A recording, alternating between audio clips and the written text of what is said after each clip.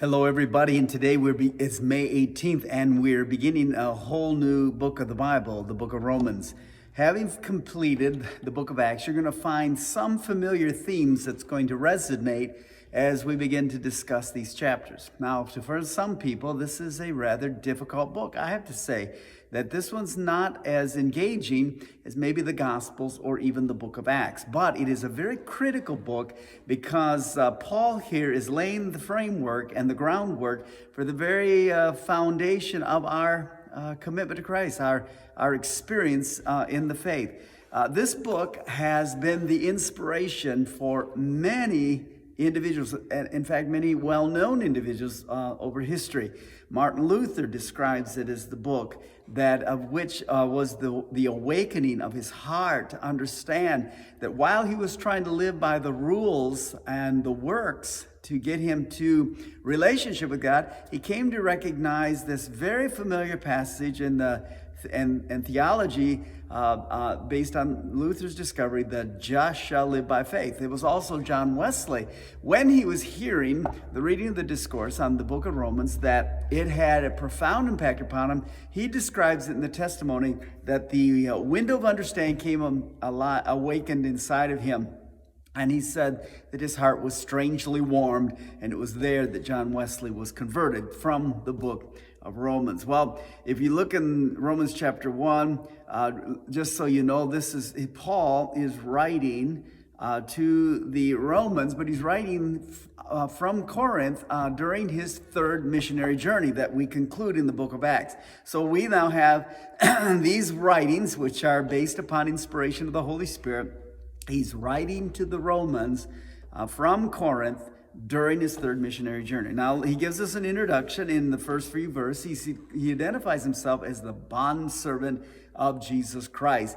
Now, in some ways, he's referring to himself as a slave. He's subjecting himself to the absolute lordship of Jesus Christ. And he establishes at the same time his authority when he says that he was called to be an apostle. An apostle had to be someone who had witnessed or seen Jesus personally. And he did experience that on the Damascus Road. But he's established his authority and why he has the right to be speaking. He begins introducing Jesus Christ, Son of God. He talks about the prophets and how they had foretold through the Holy Scriptures of the coming of this one who would be the seed of David. He talks about the power and the spirit of holiness that would come as a result of this resurrection from the dead. So all of this is an introduction, and he introduces us to some key phrases like grace and obedience of faith, and then he said called in Jesus Christ. So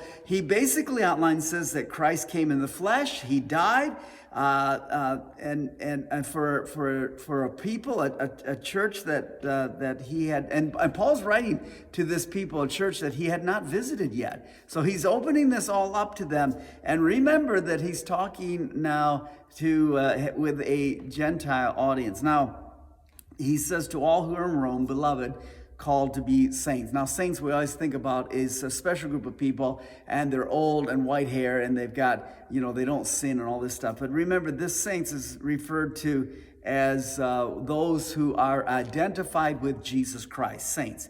And then he begins talking about his desire to visit Rome, and Paul has this pastoral concern. You see this in his opening introduction here in verse 8. And his concern for the church that he, again, had not visited. And so he begins to unload about them. He says, I make mention of you often in my prayers. I like that because sometimes we think that the only time we can pray is if we go a long time praying for someone. Paul says, I make mention of you. Even if you mention someone's name through the day, you are committing that person to prayer. Now, in verse 11, it says, for a long time, I've longed to see you, a long time. And he says that I could impart to you some spiritual gifts so that you may be established. And he's obviously identifying his apostleship and his position and his authority. And he wants to impact their lives, to be that influence in their life. This is Paul's heart now that's coming out in these verse 8 through 13. Now, then he begins to transition his discussion here and introduces the theme of faith.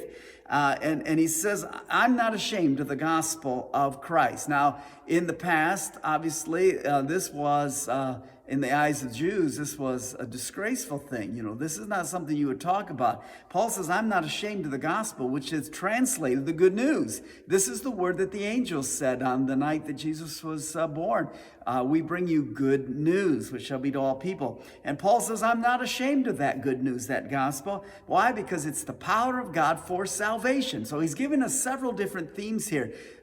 Faith, grace, salvation. And but he's positioning a level playing ground for both the Jew and the Greek, because he says everyone who believes, for the Jew first and for the Gentile.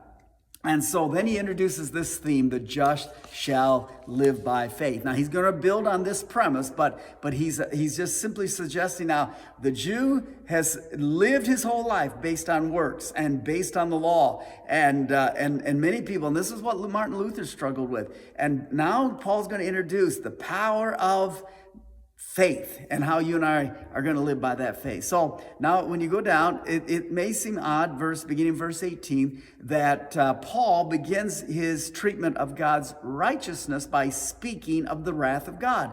It just kind of like comes out of nowhere. After all, there's good, but even all of this, there's good news in this, okay? Even though he's introducing this. But he's giving us the obvious. That is, we're all doomed. We're all in trouble.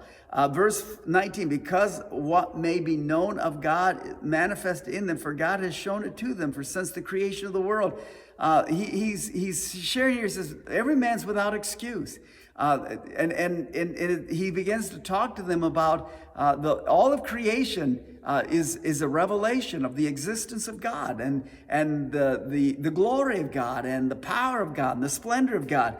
And verse 21 says, because although they knew God, they did not glorify him as God.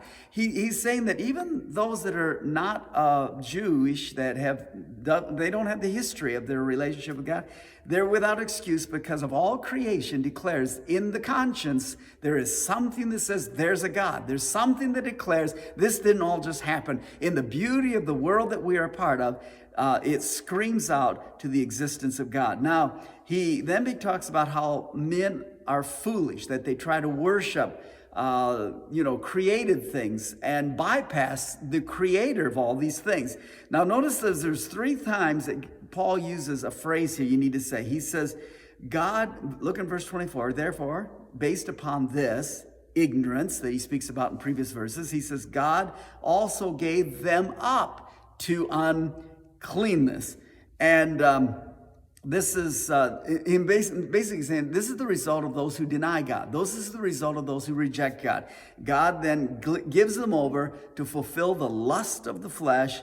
And look in verse 26. He says again, for this reason God gave them up to vile passions. You look in verse 28. God gave them over to a debased or a reprobate mind. And he's talking about this natural inclination of the heart. Without God, we are prone to digress to a very immoral state, that we will live for ourselves. We will dismiss all the obvious, conscious, violate our conscience. And in this 26th verse, he brings up this aspect of homosexuality, women exchanging their nature of which God designed, men doing what is unnatural with one another, burning with lust for one another. So he's talking about all of this perversion, and God's saying, hey, I'm just turning them over, just handing them over. He gives them over to whatever they wish to do.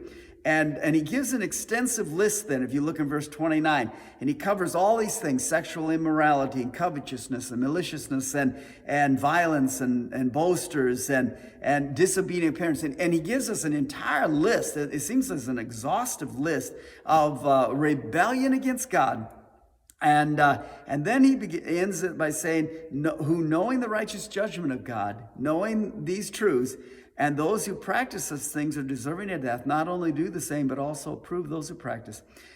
And all of that, we think, okay, now why did he move from the good news and he began now to talk about wrath and the unrighteous consequences in our lives? And we have to see that the result is that God is Paul is revealing that all of us are corrupt. Without God, we are corrupt.